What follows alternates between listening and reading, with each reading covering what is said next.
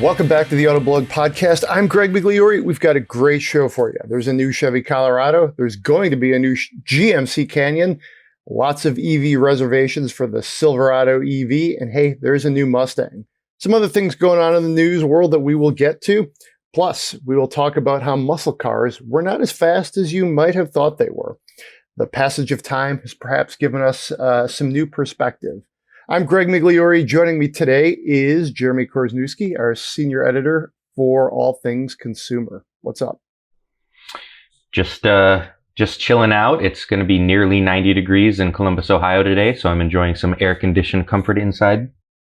Sounds good. I had to relocate to a darker, cooler part of the house. It's so hot here already, I could not do the podcast from my sunroom / studio. So, yeah, I drove the Lexus LC500, the convertible. You drove the Polaris. Which Polaris did you drive? The new one, obviously. Yeah, it's brand new for this year. It's Polaris' first ever electric utility vehicle. It's the Polaris Ranger XP Kinetic. Kinetic being the word that means it's the electric one. Sounds good. I spent some time in the Mazda3 turbo hatch automatic, but hey, that's okay. A lot of fun to drive.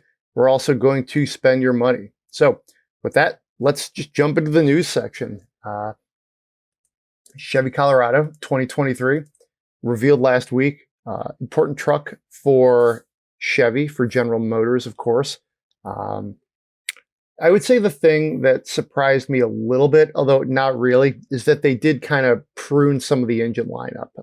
No more V6s. The diesel's gone. I got to believe the take rate was quite small. Looks a little bit tougher, a little bit cooler, I think. Maybe a little bit more like a Silverado. So yeah, I think it's going to be strong for them. Incremental changes. What do you think? I think it's good. I like the look, just like what you said. They are following Ford's playbook with the Ranger and going turbocharged 4-cylinder only, automatic transmission only, obviously. I like the EcoBoost in the Ford Ranger. I have driven the Chevy Silverado with the 2.7 liter turbocharged 4-cylinder, and I think it's perfectly adequate engine in the larger Silverado. So I think it will probably be greater than adequate in the Colorado. Interior seems like a pretty big upgrade too, looking at some of the pictures. It looks like, how can I put this? Kind of like a good Camaro interior. Like we tend to sort of like rag on the Camaro at times, but I feel like there's kind of those, like you see it in the vents and the long dashboard, looks kind of sporty, but you know, still in a trucky sort of sense. So I think that'll be a win for him too. Yeah, you know what? I think GM has made such an about face with the interiors of their pickup trucks. It's actually pretty impressive what they've done. The overall look of it between the Colorado and the larger full-size trucks, the Silverado and the Sierra, there's definitely a family resemblance. It's definitely got the long and low, wide kind of format. With a landscape-oriented infotainment screen, and it's all really well integrated. I really like the circular vents, AC vents and HVAC vents, and the two ends of the dash. I really like the way that the button layout looks. Everything looks neat and tidy and easy to use. That's a criticism I've had in some pickup trucks is, you know, in an effort to make them look blocky and trucky, they make them less usable because they end up putting knobs and buttons so far away from the driver that you got to make a big long reach. It does not look like it's going to be an issue on the Colorado. So overall, without having driven it, I like what I see. We know all of the trims that are going to be available. Before they kind of naturally, with launching the truck, you know, it was sort of more like, hey, here comes the ZR2, here comes the Trail Boss. But they've already put down their cards. It's going to be a complete lineup. Over time, of course. But I mean, it looks like a very wide-ranging portfolio too, which I think is where they have to be with this truck because, you know, you're going for a lot of different buyers in the midsize truck segment. You've got people who basically this is their truck and you can use it for a ton of stuff that you need to do with a pickup. And then you've got the people who are just kind of like, well, I want a truck. And that's where, frankly, this is like more like the right size truck for them. For me, this would be the right size truck. So we'll see. Yeah. Trail Boss is new for this new model year. Follows the Silverado Trail Boss, which is kind of like a off-roadish version. It's sits a little below the Z71, I think, but has a 2-inch suspension lift. Has the 310 horsepower engine and 4-wheel drive.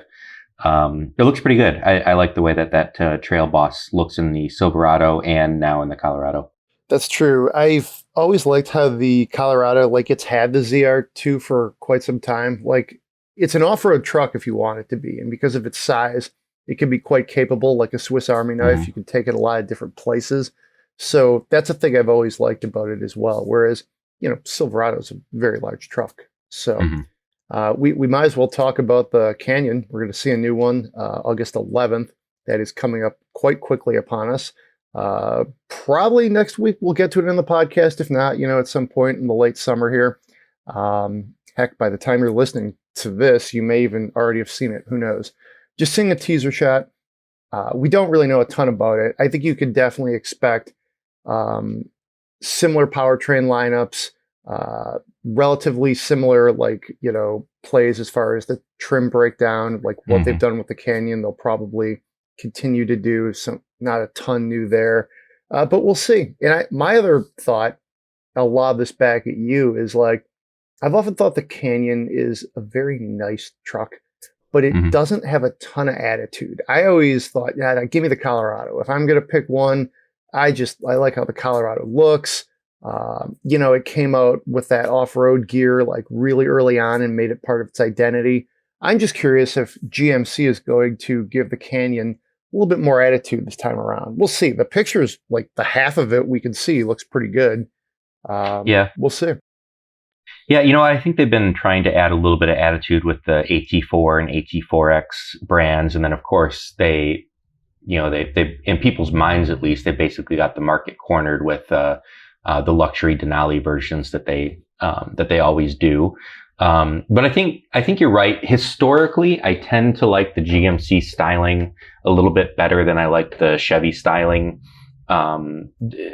Chevy has, in their full-size trucks, some more creasing in the bodywork that I don't particularly care for. I mean, I still think the Silverado is a good-looking truck, but I think the Sierra is a little bit more plain, and I like it a little bit better.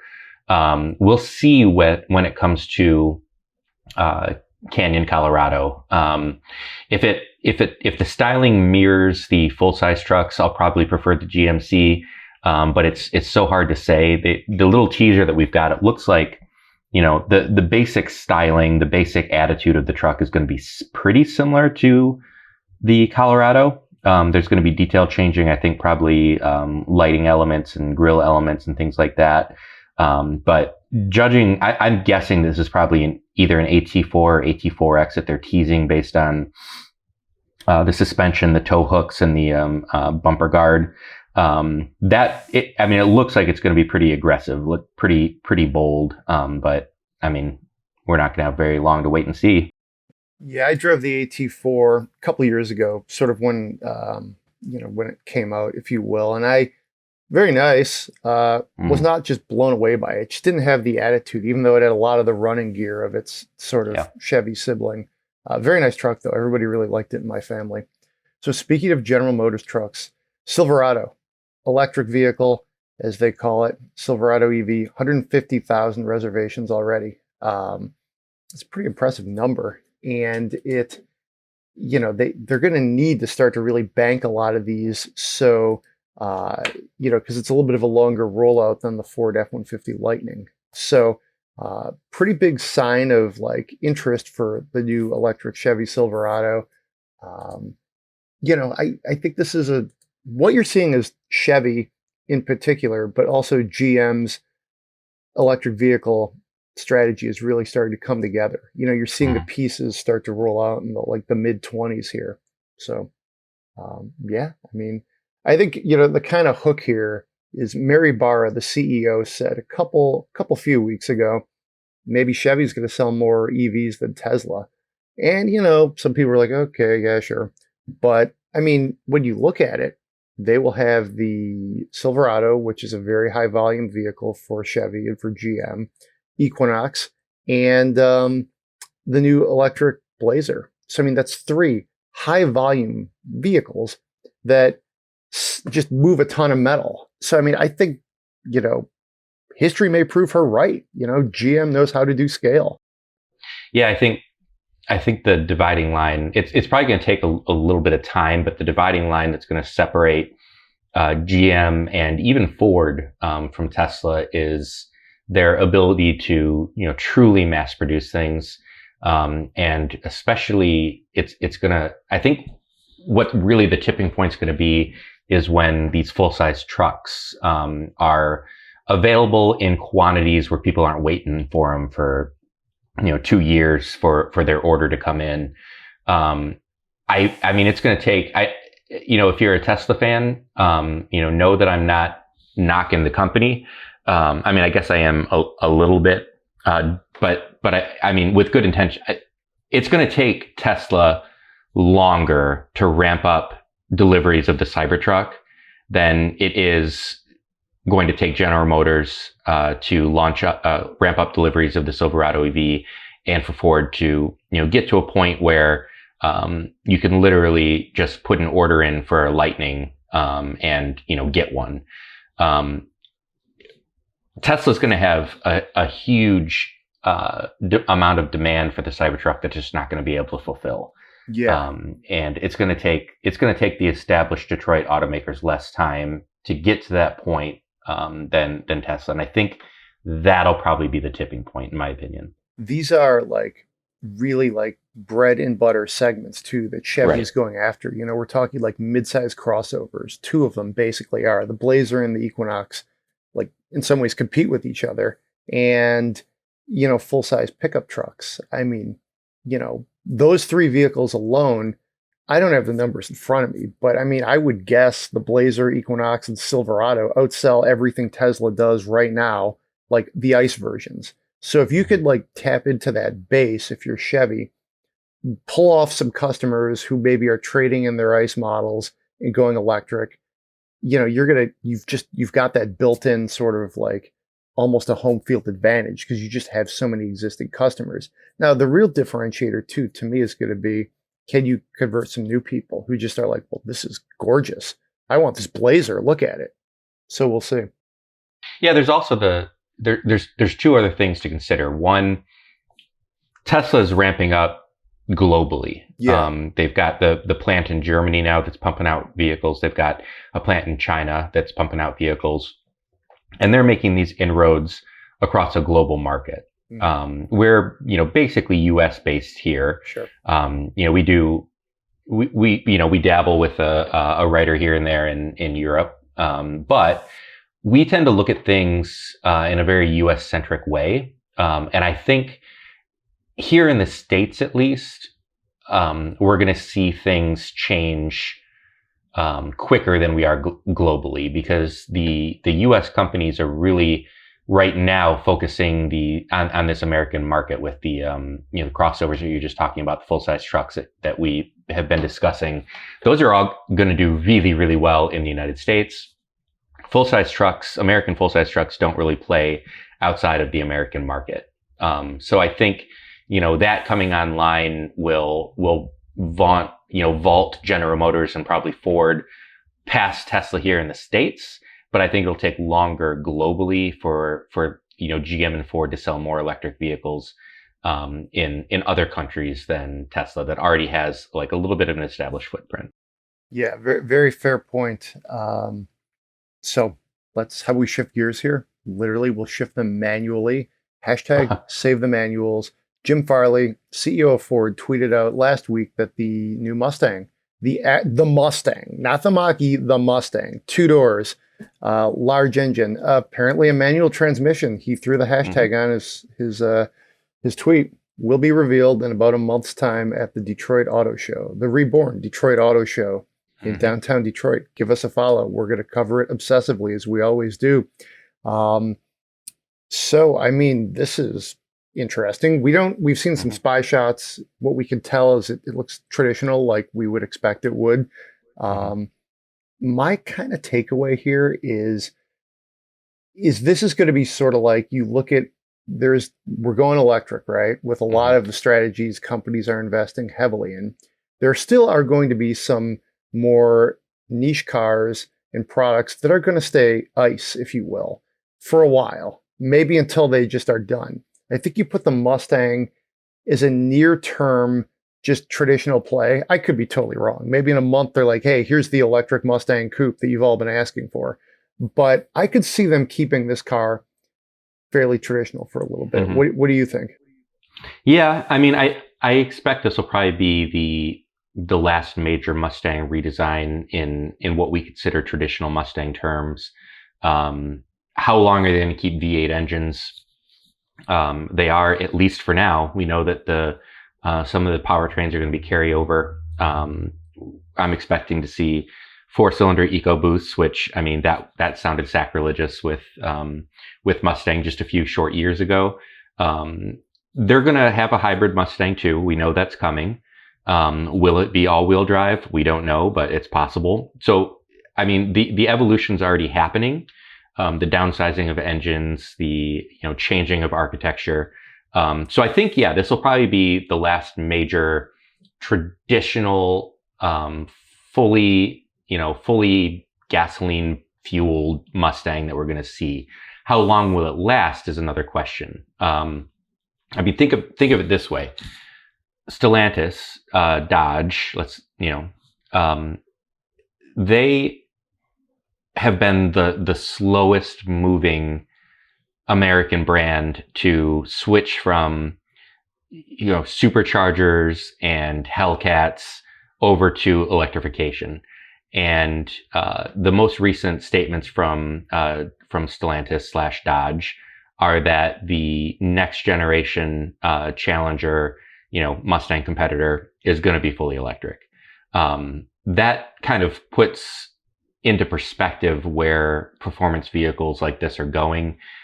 Ford's going to have to follow suit, and with not just the Mustang Mach-E 4-door, crossover styled EV, which I think is fine, but they're going to have to play ball with a fully electric Mustang. It's going to come sooner rather than later. But I think you're right. I think Ford is going to, they're going to play both sides of this. I mean, they even divided their company into two parts: a traditional legacy gasoline powered brand, and then the new EV brand, all under the Ford umbrella. So I expect they're probably going to keep this Mustang around. It's going to continue to be burning gasoline and tires in equal measure for at least the next several years. But it's not going to last forever. Yeah, I agree. And it's interesting too, when you mentioned like the EcoBoost 4-cylinder, how a few years ago we were like, whoa, what are they doing here? I ended up really liking that, application of that power plant in the Mustang. I think it was fun. It was different. It gave it a different kind of energy. And I would to me, a Mustang is always a rear wheel drive muscle car, pony car. But if they threw one at me with all-wheel drive, with maybe some light hybridization, sure, I'd be interested in that. I think, as we rethink transportation, if you want to get that traditional V8 rear-wheel drive pony car while you can, please do. But, I mean, I wouldn't begrudge them for trying some new plays here, make it, I mean, that sounds like a lot of fun to me to drive, an all-wheel drive Mustang. Sign me up for that.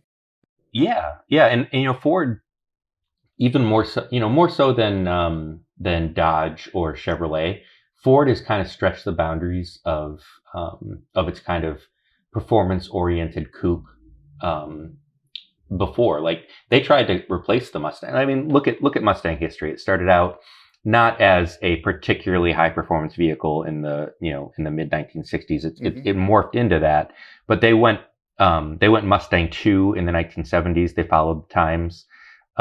We look back at it now with derision, but at the time it was the right car for the marketplace at the time. In the 1980s, They played with it. They always, they had the 5.0s, but they also had the SVO, which was the turbocharged 4-cylinder. And then they came out with the Probe, which was, initially designed to be the, next generation Mustang, front wheel drive, downsized 4-cylinder turbo engines and then V6s. And it didn't happen to, at the time, to replace the Mustang, but Ford has shown a willingness to push the boundaries with performance coupes in the past.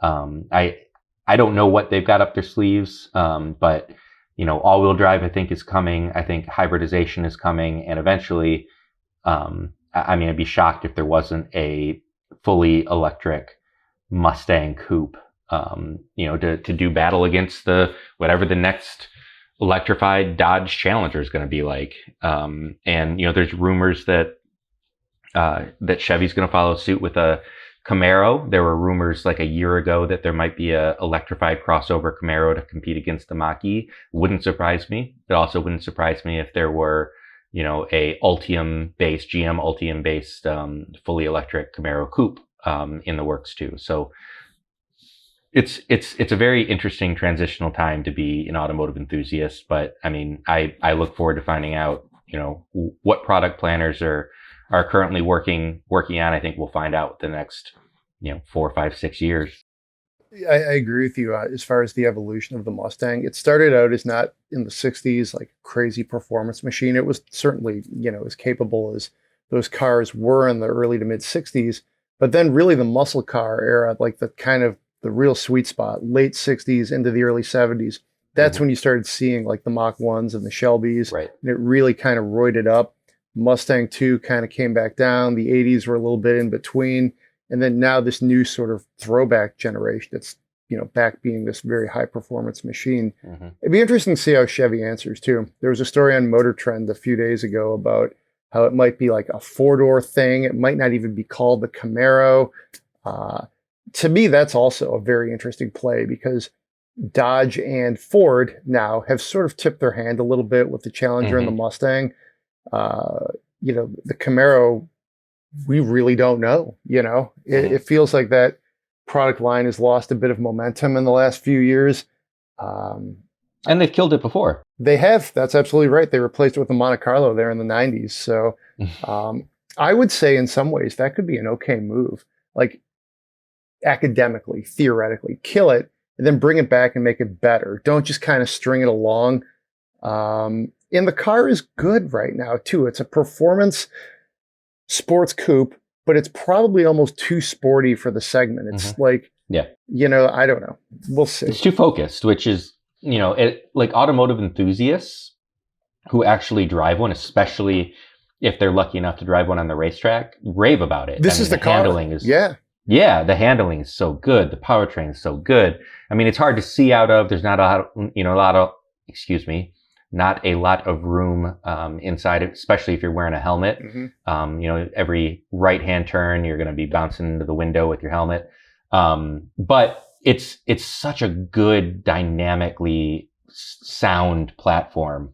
But it's like that's its ace in the hole is racetrack prowess and just being so good to drive under 9/10, 10/10 driving. That's not necessarily what the public is looking for.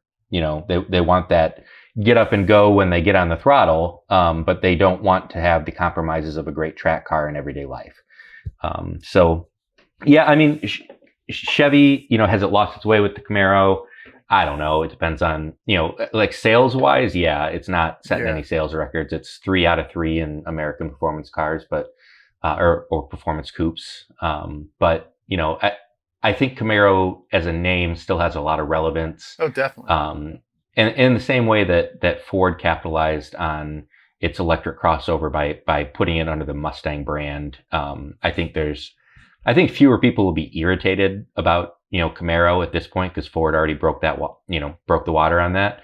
But yeah, I think it's probably coming. I don't think we've seen the last Camaro. Will it be a trim package on something? I don't know. I think if they want to chase sales, they probably better off going with a Malibu with maybe a Chevelle SS option along the lines of the Mach-E. Call it a Malibu, make it a performance-oriented, kind of aggressive electric performance vehicle with 4 doors. Make an SS version, make the top line one, change it from Malibu to Chevelle. I mean, there's so much that they can do to play with in their history and storied nameplates. But I don't think we've seen the last of Camaro. Agreed. I don't think we've seen the last of it. And I think electrification could even be the secret sauce with it too, if they do make it almost like a Tesla Roadster fighter. Who knows? Spitballing here, but anything's possible. If they ever did want to go with like crossover sedan thing, I mean, you've got the Impala, you've got Caprice, which I don't think they dust that one off, but Chevy and General Motors have a lot of names that you could use for like different segments. I don't think they need to like Motor Trend and a few other sites were reporting this. I don't think you need to change what Camaro is. You can keep it what it is, but change like some of its mission, if that makes sense. Speaking of names, Sebastian Vettel, one of the greatest drivers of this generation or any generation, is retiring. He's looks like he's about 35 years old. Kind of leaving after kind of like going out on an Aston Martin team that hasn't done a whole lot. I think 6th place is about the best he's done over there. I think it's one that just makes me feel old that Sebastian Vettel is retiring. I met him in 2013. When he was driving for Red Bull, just at the real heyday, at the Austin Grand Prix, US Grand Prix, and he was doing promotional drives with some journalists to show off their like steering, their like kind of like by-wire steering thing. Really cool guy. Wouldn't pretend to say I know him, but that was my brush with, this legend, if you will. Definitely he's going to go down as one of the greatest drivers. He had 4 titles with Red Bull. I didn't know this. He hasn't actually won a race since 2019, when he did spend some time with Ferrari, which is last time he was really probably at his peak. I'm glad Lewis Hamilton is still sticking around because he's sort of my generation of drivers, like that I started to really get back into the sport, into my 20s. So, and Fernando Alonso. And Alonso's even older. Yeah, this is all very interesting to me. Vettel, he's clearly one of the most talented drivers in the Formula One paddock. But I think, what you're seeing is he won when he had the right car against the right competition, and when he was young and really going after it. A lot of stars have to align for even the most talented drivers to win a Formula One championship. He won 4 of them, and it was 4 in a row, wasn't it? Yeah, 10 to 13. Yeah. So, he could stick around, but he's probably not going to get that number 1 seat on a winning team at his current age. Hamilton is locked in with Mercedes, and I mean, kudos to Mercedes for, sticking with their winning driver. And kudos to Lewis too for not jumping ship. I've seen it happen before. Drivers who are, getting up in age, they want to take on a new challenge. I think Vettel did that at Ferrari and it didn't work out.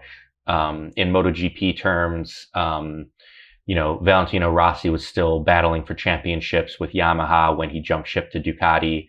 And it made sense. They were, just like they're like the Ferrari of MotoGP, and didn't really have any success. And then he went back to Yamaha. I mean, he's still was winning a race here and there, but he was never fully competitive again. And that kind of is what happened with Vettel.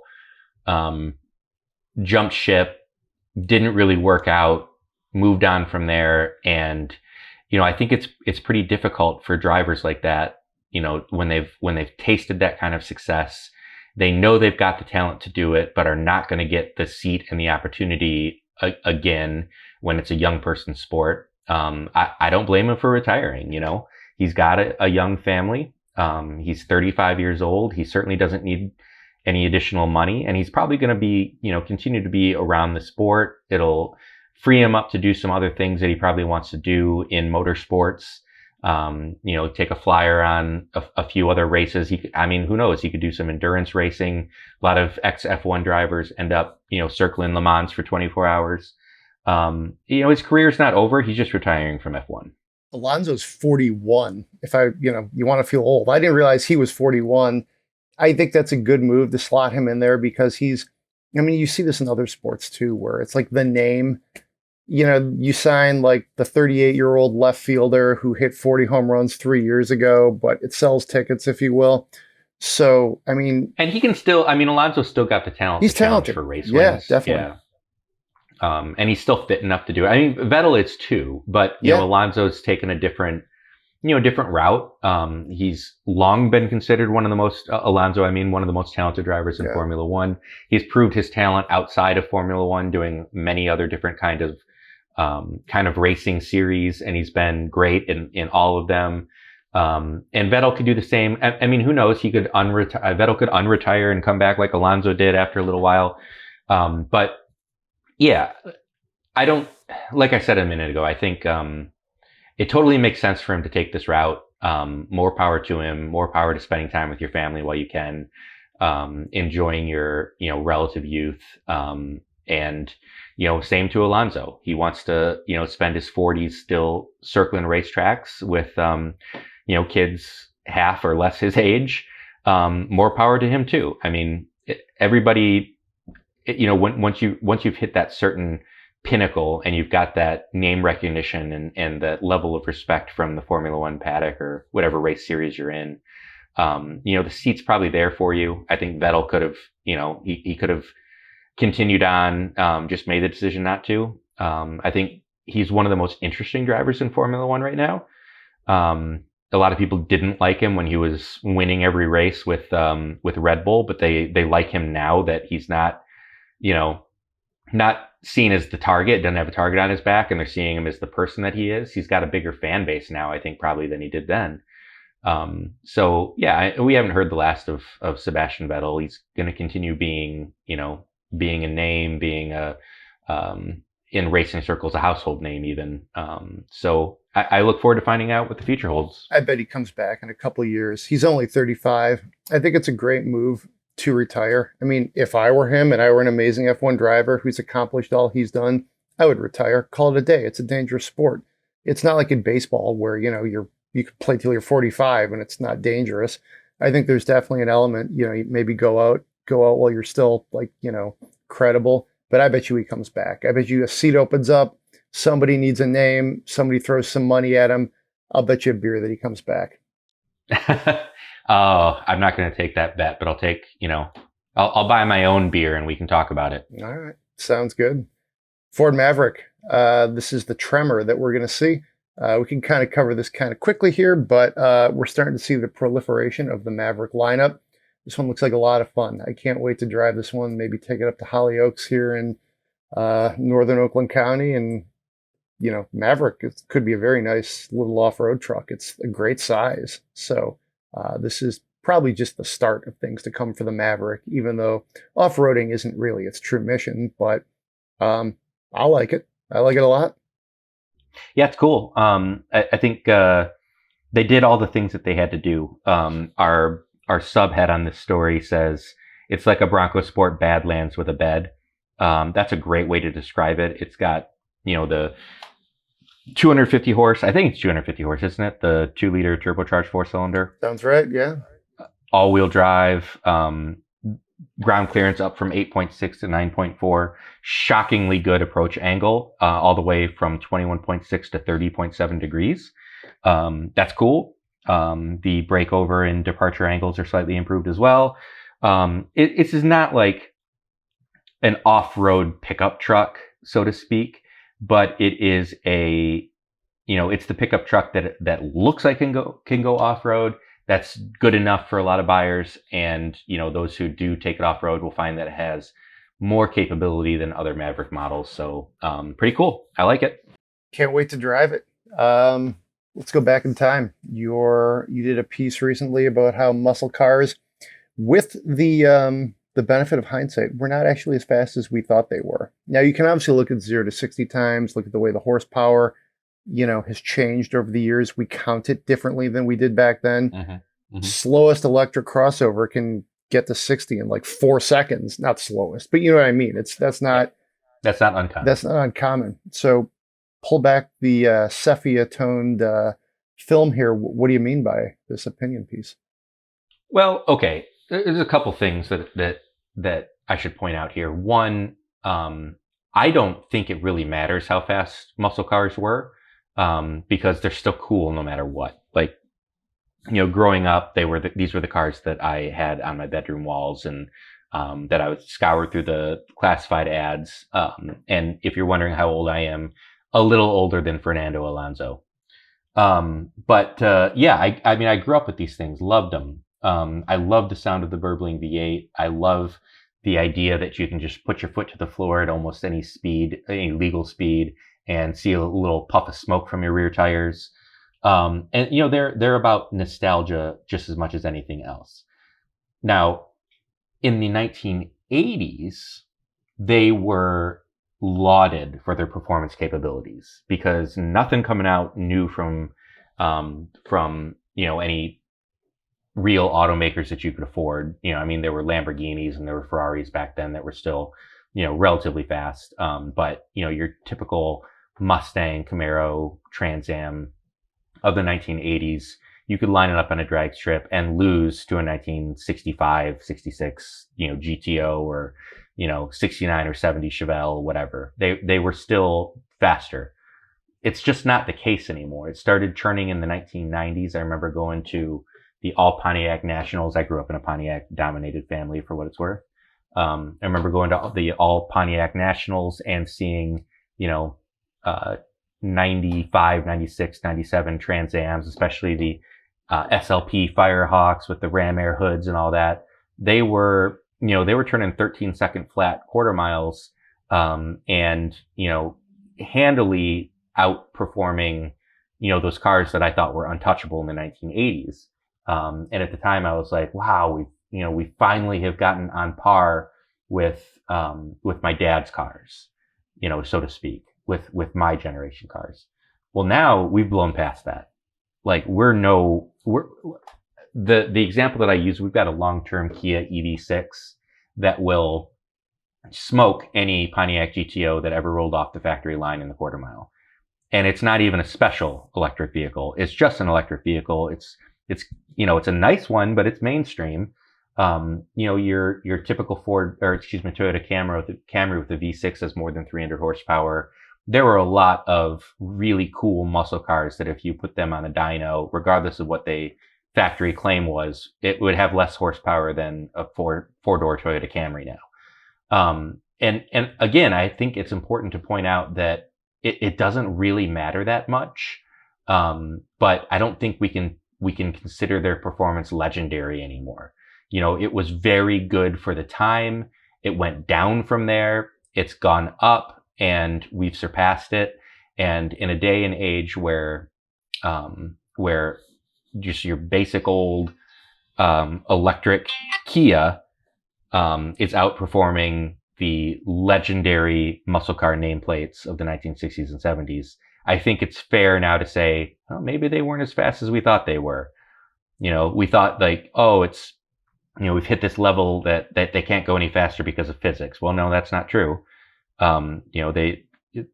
You could slap a set of slicks on, a 69 Chevelle and it's still not going to outrun the Kia in a drag race.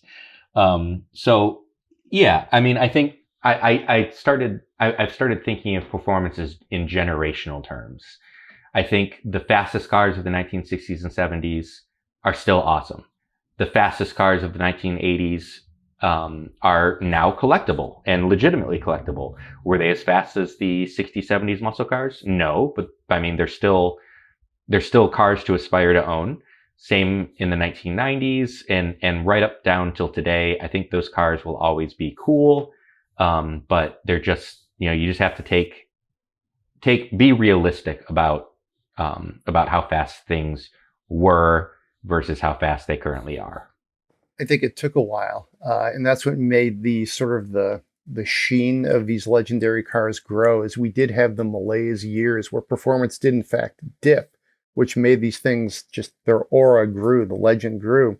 But it's a lot like sports from the 60s and 70s. A quarterback and great quarterback Joe Namath, Johnny Unitas, to really go back in time.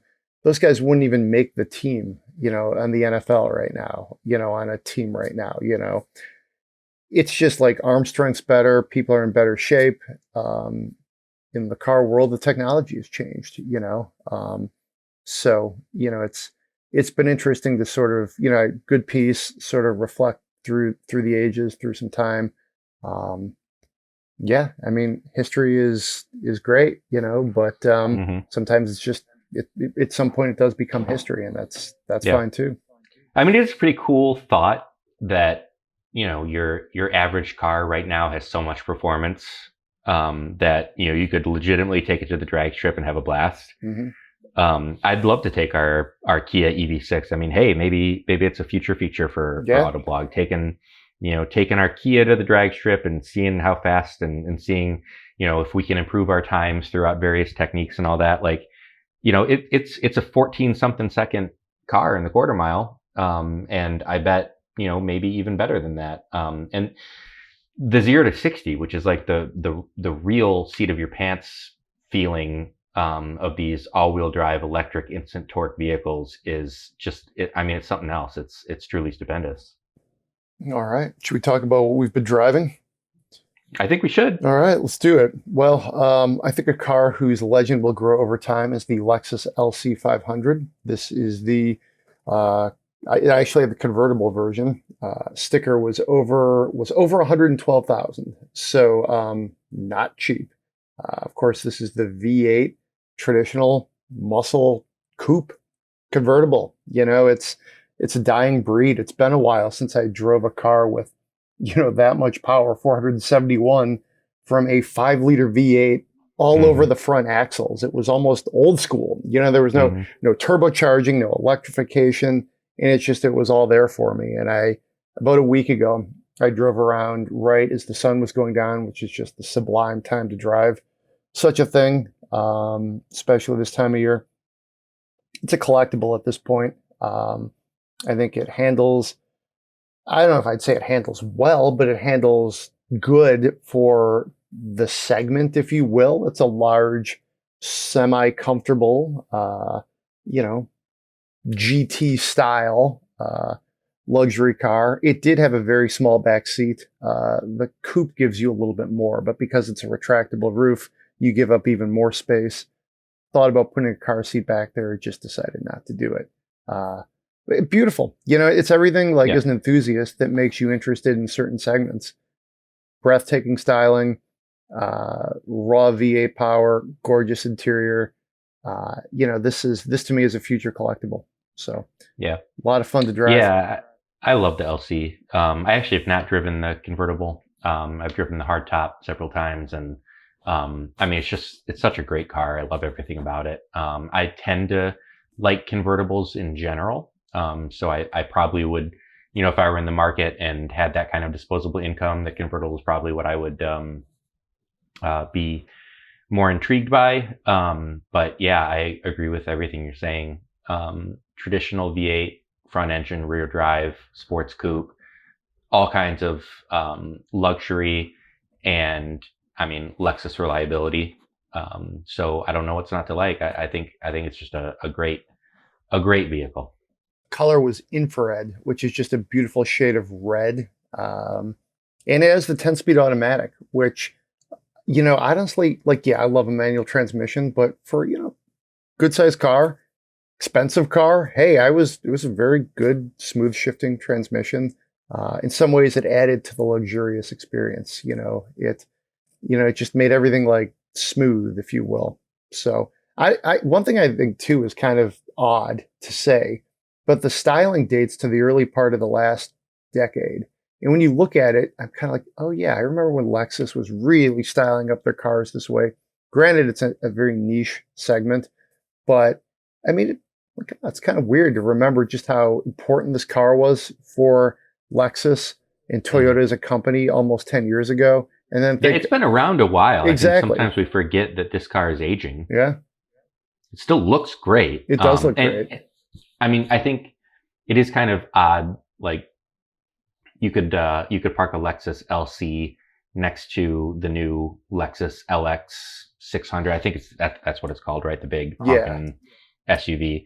The SUV is objectively ugly, in my opinion, and the LC is the exact opposite, objectively pretty.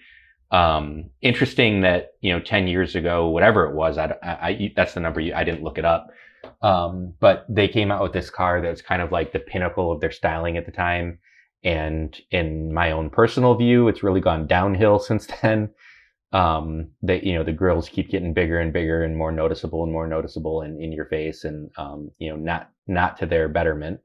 But yeah, I mean, I'm happy. This is a car that I'm never going to own, but I'm happy it exists. And I feel similar about the LS. It's also got the big V8 engine, beautiful interior, and really attractive, kind of demure almost styling, and it's something I really appreciate.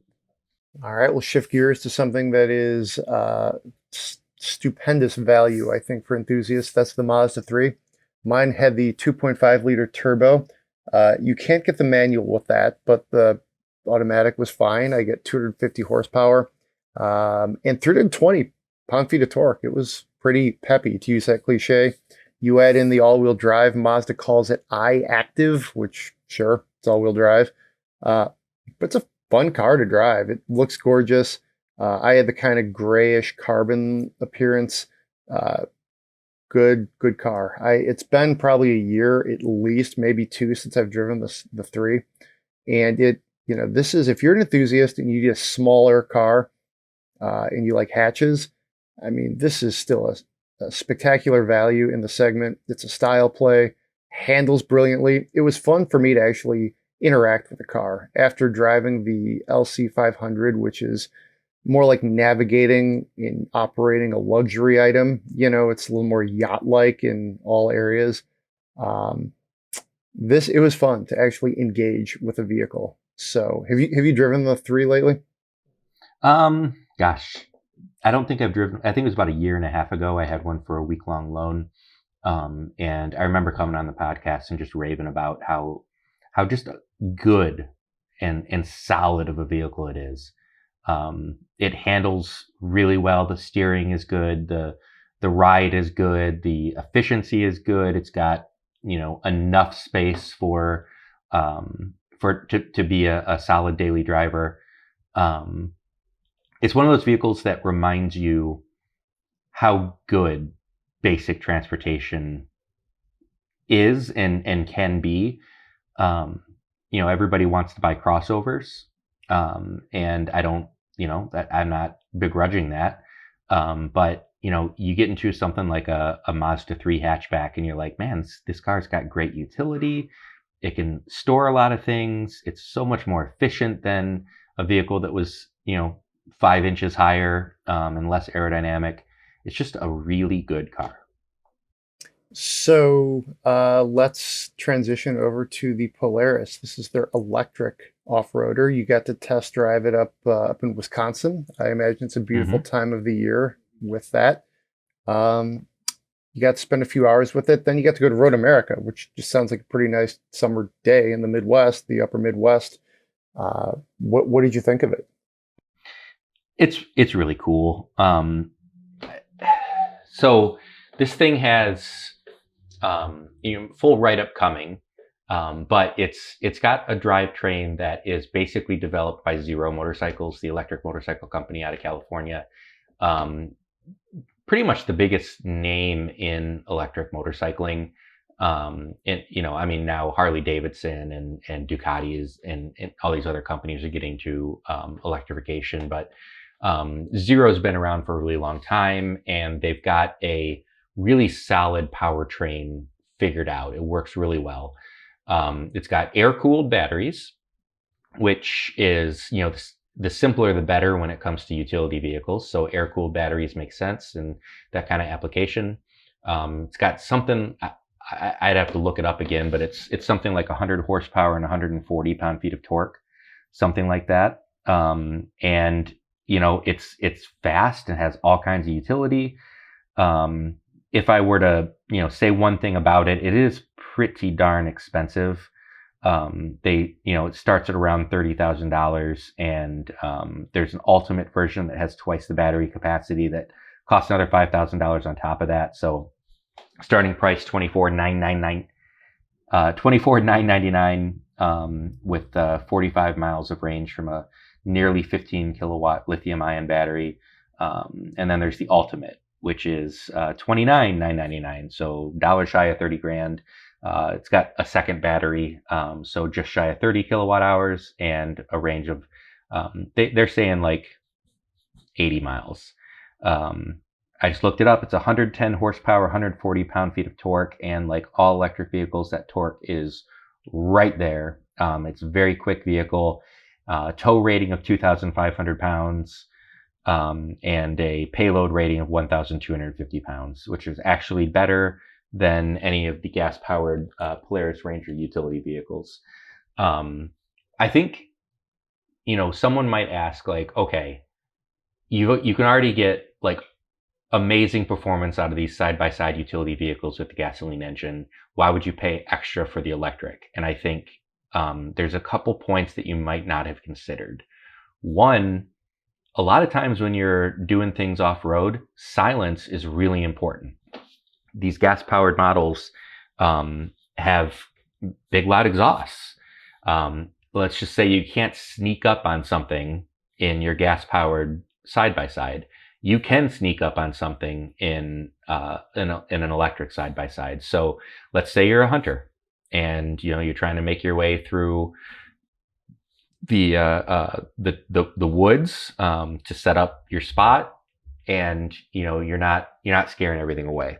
Also, it's a two-seater, 2 seat belts, and you can have a conversation while you're, driving down your back 40. A lot of people buy these utility vehicles for their farms, for their ranches. If you're, wealthy enough to be able to spend $30,000 on something like that, it's the quietness is really nice. You're not going to be disturbing what neighbors you may have. You're not going to be, sending the birds flying away from the trees. It's just a much more serene experience. Also, reliability is probably going to be really good. It's a very, electric drivetrains don't have a lot of moving parts that are going to require a bunch of maintenance. No oil changes, no spark plugs, no starter motor, no alternator. Like all those things are just built into the battery pack. And it's a really nicely done package. I do have a couple areas of improvement. Number one, it is really expensive. I wish that they could figure out a way to lower that cost of entry. And maybe that's something that can happen in future versions. This is just the initial launch. Also, there's really no electrified power takeoff right now. So, a lot of the electric trucks you're seeing right now, one of their killer features is that you can charge things using them. You can run tools. You can even use some as generators. They store a whole bunch of energy capacity in their batteries, and you have access to that.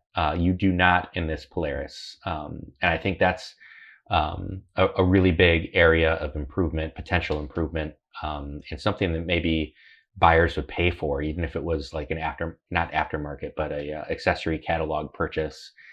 For an extra $500, you can get this little thing that plugs into this accessory port, and it gives you a bunch of 110 outlets that you can use this thing for backup power. But overall, I was really impressed by it, and I hope it does well in the market. You've driven a number of sort of like fun things that you like three-wheelers, things like that, motorcycles, even sort of like things you look for if it's you really want to spend your dispensable income on something that's dispensable income that's fun, not even like sort of daily transportation. So, I mean, do you think you would spend money on this versus say like an older used sports car or like maybe a really cool motorcycle? Because for this price, you got some options. You could put a hot tub in your backyard. I mean, like there's a lot of different ways you could seek enjoyment with this sort of Yeah. amount of money. Yeah. I mean, us automotive journalists look at $30,000 as a whole lot of money, and we start looking at alternatives and what you can do with that money. And I mean, I think a lot of big percentage of buyers are going to do that. However, Polaris and other brands, Yamaha's a big player, Honda's a big player, Kawasaki, even, John Deere plays in these markets. They all offer less expensive gasoline powered models. I think the UTV ranges start around, in the $10,000 to $15,000 range. This is twice that. But there's a lot of people who've got the money to spend. They've got a big ranch. They spend their days, they've already made their money. They spend their days cutting down trees and moving logs and, and just enjoying the fruits of their labor. And this gives them another option to do those kinds of things. There's a lot of people that can buy this and a motorcycle, buy this and a Miata. And, great. More, I think that's well done. I think, I alluded to this in my improvements. It is expensive. I wish that they could come out with one that maybe is a lower spec model that would give people the silent operation and doesn't have to have 110 horsepower and 140 pound-feet of torque. You could have half that, and still offer 40 miles of range. Could it be $10,000, $12,000 cheaper? Would that open it up to a lot more potential buyers? Yes, yes, and yes. And I think that would be more useful than what this is. But as the initial launch product, I think it's good enough to stand on its own as a desirable vehicle, especially when you consider, some of their other models are, they are $24,000, $25,000, $26,000, $27,000. People are already spending that kind of money on gas powered versions. How many are going to choose to go the electric route? I don't know. I don't even know how many Polaris wants to sell. But I think, good job being the first ones to do it. And good job making, a nice product and being wise with your development dollars, putting it into the platform and, just buying the ready to go technology from zero, I think was actually a really smart play. I think it'll be interesting to see what happens to these things on the used market though. I don't think that they're, these aren't going to I think they're not going to be really great at retaining their value. A used side by side, who knows what people did with it, how they abused it, blah, blah, blah. I think if this is going to work for you, and it's going to be the best vehicle for you, give it 2-3 years, see how much it costs to pick up a used one. And yeah, I mean, I hope that the market continues to grow on these electrified off-road vehicles. It's cool. I think the way it's positioned with all this capability, it's kind of like a luxury item, given where it sits in the market. I think it's cool that it exists and that there's a place for it. For me, this is a little more than I would need. And, like my family does have some land in the very far tip of the UP, and cool, this thing would be awesome. But also if I was looking well, what do I really want to use it for? How much do I want to use? That's where it's you start to maybe get a little overly practical here. But for what it is, it's brilliant. It sounds brilliant anyway. It's also a little bit of a kill two birds with one stone proposition, because it's extremely useful to a lot of people, but it's also very fun and very fast. We did some pretty legit off-roading with these things, climbing big old hills, bounding over borders. I don't think I ever got mine airborne, but I saw some air under tires while we were riding these things. They're not just utility vehicles. They're also a blast to ride and drive. And we've seen people spend $10,000 on just fun things that don't have any utility. So there is a little bit of a double play here. Sounds good. Well, we're talking about money. Should we spend some? I mean, better to spend someone else's than my own. There we go. All right. This is one comes to us from Ivor. He has written in the past. He actually was looking for something that was kind of cheap and cheerful. Ended up with a Kia Soul with a 1.6 liter diesel.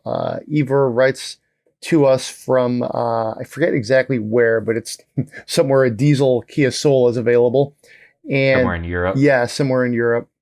He loves it. So glad we could help. I remember going through that question. It was a lot of fun.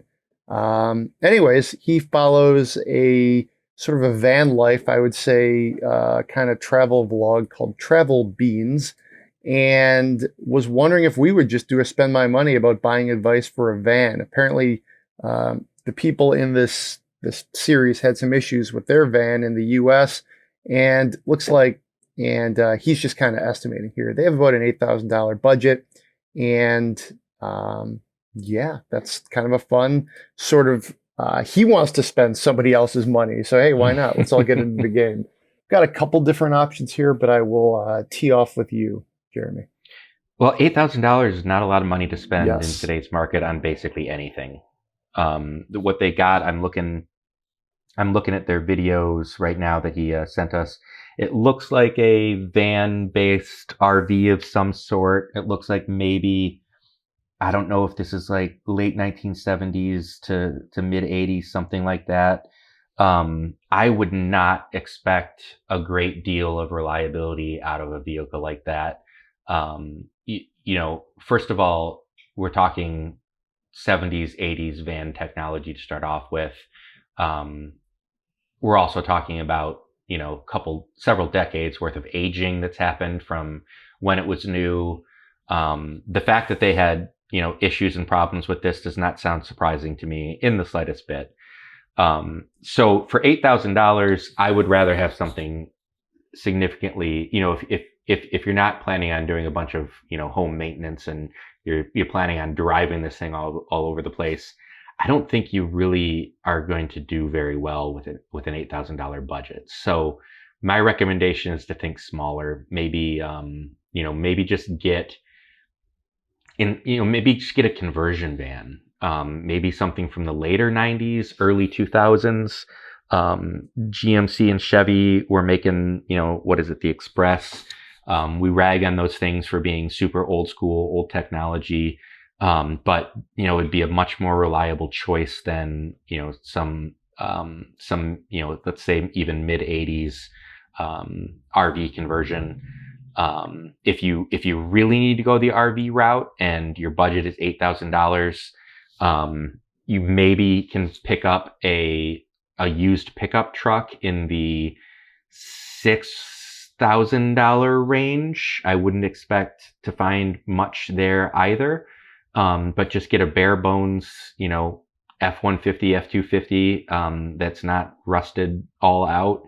And spend your last $1,000 or $2,000 on a trailer, that you can slowly refurbish. And I think you're going to come out ahead when it comes to maintenance costs on that, because you're dealing with a well-known commodity of a pickup truck.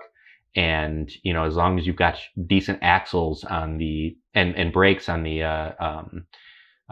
camper trailer you're pulling behind you, then it's serviceable and roadworthy, and you can take your time, doing things like replacing interior components, getting, making sure there's no leaks in the sink, that you're comfortable sleeping on whatever bed it is. I have a little bit of experience in this, having owned a vintage Volkswagen camper van, a vehicle that I absolutely did not buy for its reliability. And there were many times where it broke down on the side of the road, several times for fuel pumps, a couple times where, it wouldn't want to start. And it turns out, the wiring was just a little bit old. I think you're going to, at this dollar amount, you're going to have to expect not to have the greatest ownership experience. If it were me and I were giving someone under $10,000 with a budget of less than $10,000 advice, I do not think that I would go the RV path. I think I'd go the used truck or van path. Pulling a camper is probably a better choice.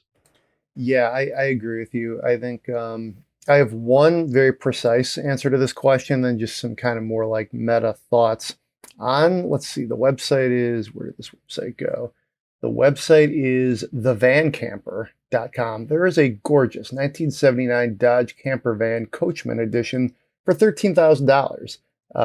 It has a 360 V8 with 87,000 miles on it. I don't know if that's a new one or what that is. Sounds too good to be true. The pictures look like something out of an LL Bean catalog or Eddie Bauer or something. If you think 70s, like just the colors, the scheme, the headlights, this is it. That's still almost like double your budget. So I think to me that just speaks to like how tricky it is to find something for $8,000 or in that area. But hey, check it out, Google it. It's a really beautiful van camper. I mean, I don't, other than just kind of researching it for the purposes of this question, I have no idea what the situation is, but it seems to be almost underpriced for the vintage like aura it provides. So that's out there. Check that out. Otherwise, you kind of got to look like for this realistic price point and what you probably want to do with it. You're looking at like a 20-year-old Chevy Express or GMC Safari or Ford E150, that type of thing. Looking also at Van Camper. Never heard of this site until 20 minutes ago. You can find stuff like that. Like here's like an Express 3500, no less, for $8,000, almost exactly, with 172,000 miles. Now, that's a lot of miles on anything. That's an old vehicle. But I mean, again, like the YouTube series we're looking at, this really needs to be the primary like home and transportation. If you're just looking to go up north like a couple times in the summer, $8,000, maybe you're handy and you can kind of wrench and get it roadworthy for those like 2 or 3 big weekends. You can get something for like that's about 20 years old. You're going to be looking at over 150,000 miles most of the time, but you could grab one of those sort of old domestic vans and probably still have some money to outfit it quite nicely. They're large. They'll give you some space. And then my third lesser choice is just, I always like the Transit Connect. I thought they did a good job bringing that to the United States. Some of the older ones, like 2011-ish, somewhere in there. I'm seeing a listing. This thing is just beat up. It's already rusty. I don't think I would not buy this, but that's sort of like the other option you're looking at, like in that $10,000 like range. You'll get fewer miles on it. Like some of these are more like in the 70,000 miles. But yeah, 10 years old, $10,000-ish, 80,000 miles. That's sort of like your smaller, more boring, but it's also a newer vehicle. That's one where you could get into something that if you're willing to live with some, dents and a little bit of rust, mechanically, that might have a little more, more miles to go. Let's put it that way. So, yeah. Yeah. I did a little bit of looking while you were talking, even just to get like an E-Series van, or a Chevy Express van. You're going to take up most of that $8,000 budget. Exactly. Just to bring one home. And we're talking with something that's got, probably over 100,000 miles on it. I'd be more comfortable doing that than spending the full $8,000 on an RV though. I could speak from some level of experience, that anytime you've got something that's like, okay, it's based on a van, but like it's going to have like the brakes are going to be different. The wheels and tire things are going to be different. There's going to be a whole bunch of little itty bitty things that go wrong with it, that the parts are not going to be easily found, easily available. I think at that price range, combining the drivability of it and the livability of it is going to be really difficult. I think you probably are better off going in 2 pieces with a van that can pull a tow behind. I think it's probably the safer route at this dollar amount, or try to save up a little bit more money. Yeah. I know that's terrible. That's not helpful, but I think if you could double that budget, you'd have so many more decent options. I do like your kind of find the old pickup truck option, like, Mm-hmm. and even that's going to be tight for $8,000. Toyota Tacomas are expensive, so we could leave it there. Good catching up with you, Jeremy. I think we've covered a lot. What are you drinking this final month of summer? It's August. Well, Okay, so early in the summer, I was really going with heavy IPAs and and hazies and cloudies. I got a little bit burned out on them, so I'm drinking some Hefeweizens. I'm drinking some pale ales. Some kind of easier drinking but still flavorful beers when it's so hot outside and humid. Sometimes a real heavy, overly hopped beer can just feel like a little bit too much. So I've dialed it back a little bit in the dog days of summer to some lighter beer, but still flavorful options.